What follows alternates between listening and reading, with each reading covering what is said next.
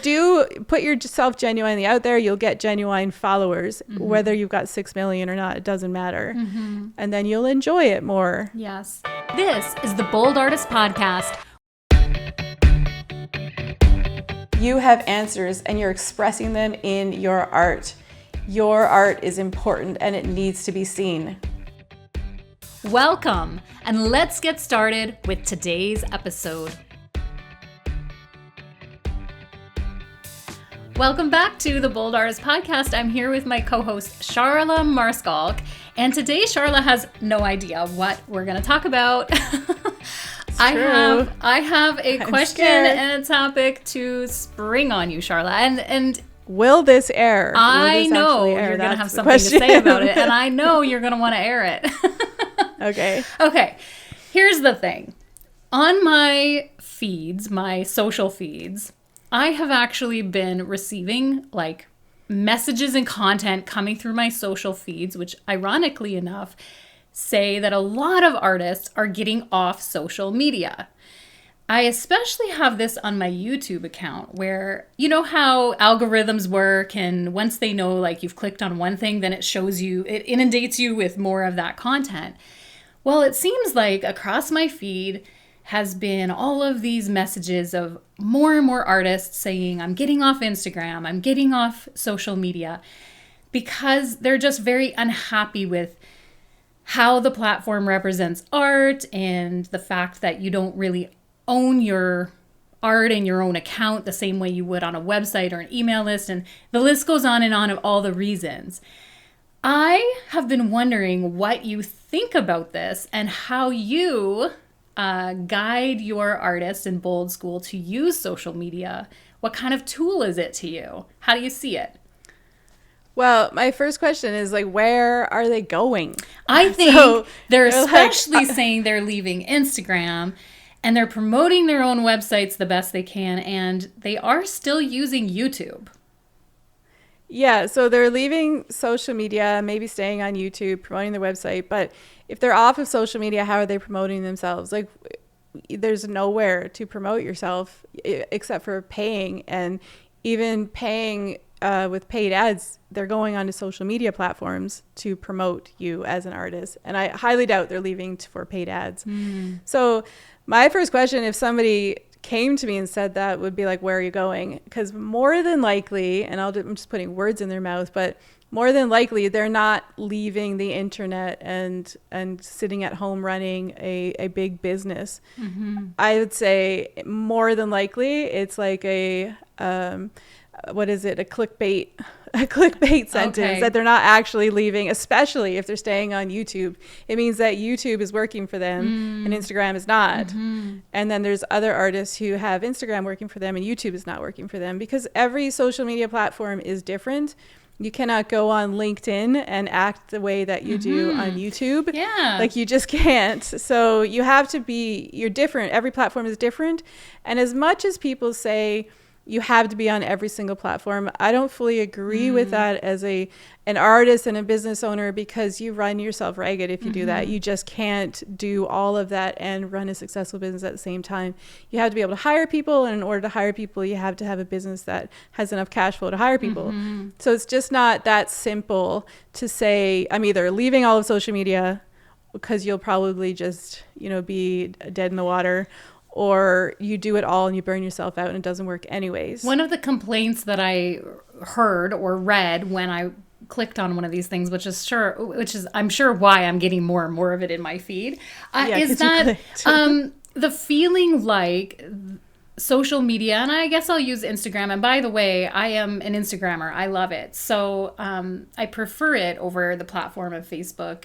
And so I'm not against it, but I do understand some of how the artists are feeling, where it's very saturated with art and your art just becomes a quick scroll. You put all this time and energy into creating a piece and you post it with a lot of time and energy poured into what your caption and what your content says. And then it just becomes this quick scroll of entertainment, which is for the platform's benefit, not necessarily always for your benefit. And a lot of artists are feeling like it's perhaps devaluing their work in time and becoming something that sucks them into, like one described it like feeling like a slave to social media, where if you don't post enough and if you're not interesting and posting enough and your feed doesn't look amazing, then you go lower in the algorithm and you're not getting noticed, and then you're even more of a slave because you're trying to get out of that low position. Yeah. And so I did identify, I understood, because it is a lot of work to maintain and keep your followers engaged. And so how do we manage that, being artists who want to build our skill and get better at what we do and run businesses? Many of the artists listening here at the Bold Artist Podcast have businesses in their art, and you can't feed the social media hungry platform all the time while you're supposed to be working and running your business. So how do we manage that? Do you have any tips? Yeah. It's, I don't know if I have any tips, but I probably have tips. I just don't know if they're successful ones. But I think I feel the exact same way. In that respect, I hate that aspect of social media, and I don't feed into it at all. That's what I like about you, actually. I ever really have. Yeah, that's what I like about you. Yeah. And that's why I actually wanted to ask you this question, because I've noticed that you swim against the stream a bit with the media. Yeah. I think what I would say to somebody like an artist within our community asking this question, I would say the most important thing is definitely have a website. You own that website. It's where you can control everything. You put all the information that's relevant to what kind of a business model you're running as an artist. You have your portfolio there, and you're in control of it, and you can send people there. And you need that to look professional. You need to know you need people to be able to look and see that you take this thing seriously. So number one is to have your own website. And there's many ways you can go from there. You know, you can have a blog on your website, and with a lot of the templates right now, there's a lot you can add into a website, and that can be your base. But from there, you have to be seen through Google search. So you have to understand some of those, a lot of that tech if you want to just have a website. But what I would advise is to have be on a couple of social media platforms and have it there, because people want to know that you're alive. You know, your website could have been done 3 years ago and never updated. It's really hard to tell unless you have your work on there categorized by the year. And even so, like, I'm probably behind a year. I don't know when I last updated my website. But what people will be able to see when they go on your social media platform are regular posts. Even if it's just about your personal life, even if you're not posting art or whatever, you're still posting about life. You're posting whatever, probably posting art. And people can see that you're alive and well. And I think that's where you start before you get drawn into how to brand yourself or what kind of posts or what you need to write or how to use reels or whatever. Just start there. Your website is that professional space where you can present yourself, and your social media is your space where people can go and get to know your personality and know that you are a working artist. You're working today, and you haven't just given up on life kind of thing and put your art away. Because anybody who's going to buy your art usually is they want to look at it as an investment. And if you're an artist that started last year and posted, and now you're not even painting anymore, they're not going to want to buy your art usually. You know, and then, but if they see you've been working for 10 years, you're still working, that's already a really big benefit to somebody who wants to buy your art. They can trust you and your process and your work, that it's legitimate. They want to know you're legitimate. So social media kind of helps prove that you're legitimate. Yes, that's such a good approach. If that's the only thing it does, I think that's what it does. Yes, that is a good approach. And I've also found that using it in such a way, well, like you mentioned, to pop in and say, I'm still here and I still take this seriously and I'm alive. I love that approach. I also have had the experience as a follower that when I follow someone that I really love their work and then they don't post, I am actually disappointed. And sometimes we forget that there's people behind all of this engagement. So there's a real person behind who you're following. And then there's a real person behind who hits that double heart like and and is actually engaging. And as the one who posting on my account, I have to remember that it doesn't matter how many likes or how much engagement I get, but that there's a real person behind it. So even if it's one person, the one right person that needed that post, then that's good enough. We don't have to depend on that algorithm to, feed our egos. And then it's also the flip side, where as the follower, I want the people that I'm following to know, hey, I'm real and I actually look forward to hearing from you. And I actually care about your art, and I care what you have to say about it, and I care how you're doing. I'm actually following you for a reason. And that is a side of the coin that I don't think gets talked about very much, because I'm super disappointed when people I love aren't posting and they sort of disappear from their accounts. And then I hear things like, oh, I'm going to leave social media. And I'm like, but I was such a good follower. I'm trying. Yeah, and you enjoy it. Yeah. How else are you going to see into their lives and see what they're doing and get updates on their work? You got to look at it from a genuine, real perspective, and that's what you start to see. I know I've got friends and relatives in different parts of the world, and they look forward to seeing what I'm doing. And like the other day, I put a post up and I got texts from a couple of people commenting on my post via text. Yes. And I'm like, how come you didn't comment on the platform? But I don't mind. Because we got your number. But I just thought it was kind of fun because they're watching and they're reading and it's meaningful to them. So I like to get those updates from people that I don't get to see all the time. And I think even though we have strangers following us and they're following us for our art, it's the same thing. They enjoy it. They literally enjoy it. So we get to post and allow people to consume our content who want to consume our content. And then as a user, I think we got to try really hard to not feed into that beast that is social media, where you scroll and you want something new and you like, I want something better. If you have an artist or a personality that you genuinely love, even if they have 6 million followers, take time to interact, like comment. Let them know you care, that they're there, because even the most famous social media icon is going to get discouraged at times because it does feel fake unless there's genuine interaction. And I think it's just really important to keep our comments real and engaging in that regard. And yeah, definitely. Well, when I get comments, if I put up a piece of art, sometimes I just get like 30 comments that are just emojis.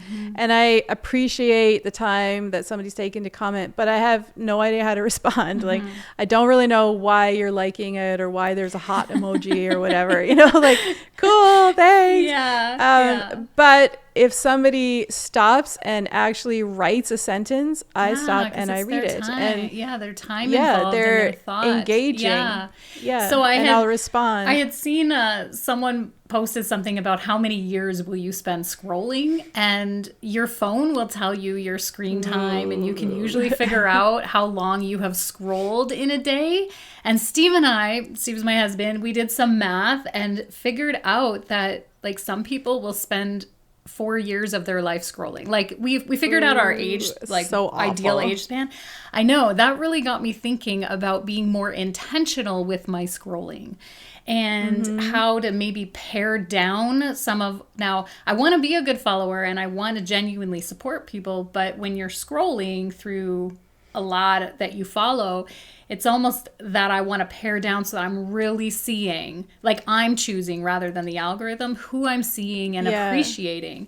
And that's becoming something I'm being more intentional about. And I used to feel like I needed to post something every day or people wouldn't follow or be engaged. And I'm feeling now there's been a transition where I'm really comfortable with posting once a week and maybe popping something into a story on Instagram every day, every other day, but I don't feel like a slave anymore. And sometimes I'll, whereas maybe at one point I did, I felt like to be a good business person, you had to have something on that art page every single day. Yeah. And I don't feel that anymore. I love your approach to just using it as a tool to say, hey, I'm alive. I appreciate you being here and this is what I'm up to. rather than feeling that you need it to be your sales. Yeah, I think sharing just your genuine self, and you can choose what part. It doesn't mean you have to be fully open and share your kids' stories and stuff like that on there, but deciding on what part of yourself you want to be on social media with and being genuine about it, it actually makes it a better experience for you. There's certain things I love posting about. Like I started posting in my stories other artists that I would find in my feed that I liked, somebody that just really caught my attention. Like the other day I saw you commented on it, the piece of clothing that was moving. I was like, oh, this is so cool. That's going to be for your next Christmas party. Yeah, it was so cool. Yeah. It was interesting. So I put it in my story. And when I first started doing that, I had the thought, oh, people are going to get upset because I'm not posting my own art, or they just want to see my own art or whatever. But that's just silly. I don't know what they actually want to see. And it's not that I should or shouldn't care, but if I genuinely am putting myself and my interests and the things I'm doing up there, then the people who follow me are going to be genuinely interested in what I like and what I'm interested in. If you're faking it, if you're like making, like, for instance, those dancing reels that came from the TikTok world. You haven't done a dancing reel yet, Charla. I am not going to do a dancing reel. And everyone who I spoke to in social media is like, you should do it. Like, literally, I've asked professionals and they're like, you need to do the dancing reels. I'm like, no, I'm not doing it. I think I can succeed without doing a dancing reel. So my thought is that, okay, I actually went through my head. If I was going to do dancing reels, how would I do it? I would have to drink wine at 7 a.m. in order to get up the nerve to do it. And I would have to film them all in one day. And then maybe I'd have a month of content and then I'd have to do it again. And all of a sudden, I'm like dreading my life. Right. Like, I don't want to do it. And even though we have to always do things we don't like doing, that's just a part. If we're going to run a business, there's work involved. But I realized that I would be selling myself out. It would be dreadful and awful. And I would hate every second of me dancing, not because I thought I looked stupid, but because I was selling myself. I was selling out. It's not me. It's not what I'm into. And so I just made the decision. I'm not going to dance on Instagram. Yes. And next week I'll probably post a dancing reel and everybody will call me out on it. But, do put yourself genuinely out there. You'll get genuine followers, whether you've got 6 million or not. It doesn't matter. And then you'll enjoy it more. Yes. And you don't have to feed that algorithm if you don't want to. Yes. I do know that taking a professional approach to your Instagram page, so you have art that you want to produce or you want to promote and be professional and have that professional presence. It has helped me to use a third-party platform such as Later or Planoly to sit down once a week and type out the post and schedule them. That has really helped, but I only suggest that for someone who wants to take that approach, because I don't think we have to be a slave to that or feel like our businesses depend on that. There's been seasons of my life where I felt like I needed to just liberate myself to post when I want to and no guilt, no social media guilt. And then there's been other seasons of my life where I'm like, okay, I have the time, space, and energy that on this morning, I'm going to sit down and make a month's worth of posts that are all planned in the third-party app that alerts me, hey, make your post. It's all ready to go, and boom. It's easy. It's already thought out. I don't have to give time and headspace to that every single day that I post. And so I do like that suggestion, but I say it cautiously because I don't ever want an artist to feel like they have to be a slave to posting, because that's not what being an artist is about. We can't make our artwork for the purpose of social media unless that is your target, and perhaps it is. But for me, it isn't my personal goal as an artist to be a social media star with my art. So. Well, there's a meme that you've probably seen, and it's the artist painting the Mona Lisa, and he's like, look at what I've created. I've spent 4 years of my life on this piece. And then there's the guy next to him in the next comic frame, and he's like, I just painted one piece and posted it, and it's 10 minutes later, and I got to post another piece. I got to paint another piece to post.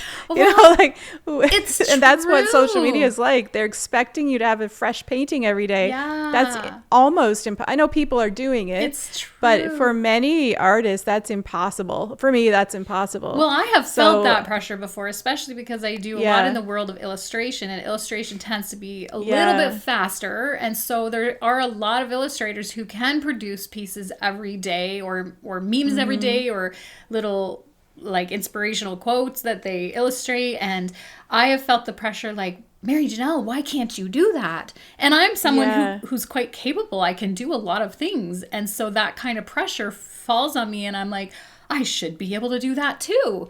And that isn't, I just don't think that that's healthy. And artists need to find the space and the relationship with social media where you're healthy, and asking yourself, like, what can I do, and what feeds my soul joy?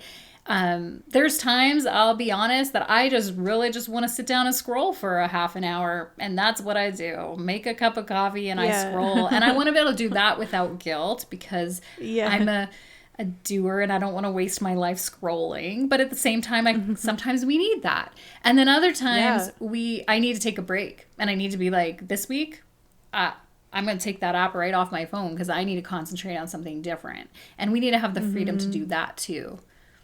Yeah, definitely. I think there's so many stories out there about how to use it, why to use it. There's so many opinions. I shouldn't say stories, because Instagram has stories. It depends on what you're trying to achieve. Yeah. And in business, if you're starting a business, running a business, then you need to figure out how to make social media work for you, and decide if you're going to be just simply selling on social media, because there are quite a few different business models you can follow to have a social media business, and people do it successfully, and you work that into your model, and you work that into your daily routines and life and who you hire and stuff like that. But then there's other models as well. I think any business requires work and requires planning, and not comparing yourself to somebody else because they might be doing something different. I know some artists who have made their entire livelihood on social media, but then I know artists who sponsor ads. They pay to have their art advertised, and they sell that way. They sell prints or whatever that way. There's lots of ways, and YouTube is another way that you can get paid for your work, but YouTube is a different beast than Instagram. You have to be totally different person to make it on YouTube. So it's what you want to put in. It's what you want to get out. You know, we can't just be pressured by what other people are doing when it doesn't fit into our life. But we also had to be brave and take steps forward in doing things we don't understand. And a lot of people get off social media because they don't understand it. They feel pressure. They think they have to dance on TikTok, and they think that it's the right thing to say is that I'm just going to leave. Yes. But they're probably not really going to get anywhere by leaving. I think you just need to decide what your goals are and then put the work in the right model. Yes. Well, you've touched on two things. I hope I remember them because I want to speak to both of them. But you touched on two things that stood out to me. Just now, the word being brave. There are a lot listening, like you and I are talking about maybe not feeling like a slave to social media or not feeling like you have to do it all, but there's some that just want to be a little braver, and they're not having the same challenge that we are, and they're just saying, but I'm just trying to get up the guts to make a post and put it out there. And to you, I want to say that is part of being a bold artist, is being willing to press that post button and taking the brave steps to do that. And you will find that there will be followers and people who truly appreciate, like I said earlier in the podcast, that really want to see you and your style and what you have to offer. And I don't believe is too oversaturated for your work. I think the world, as we even say here in the opening of the Bold Artist podcast, the world needs your work. Yes. And 100%. So I do want to speak to those who are listening and they're like, well, sounds like you girls have a whole different problem because I just kind of don't even know how to start my Instagram page or my Instagram account. And I encourage you to take the steps, if that's what you want to do, to take the steps to be brave enough to do it. And yes, and there's a book I was going to mention earlier and I forgot. There's a book, I don't even remember exactly what it's called, but it's something along the lines of your 1,000 true followers or something like that. I think it's a he, I don't even know who wrote it. It's right off the top of my head. But the book talks about all you need is 1,000 true followers to have a successful business or successful life or whatever. And that means like that person who truly enjoys your work, genuinely is moved by your work, and will moved enough to speak, moved enough to follow, moved enough to purchase, and you've got a business. And it's not as easy as it sounds. 1,000 seems like a small number when you're thinking about social media followers. It doesn't mean you get 1,000 followers, they're true.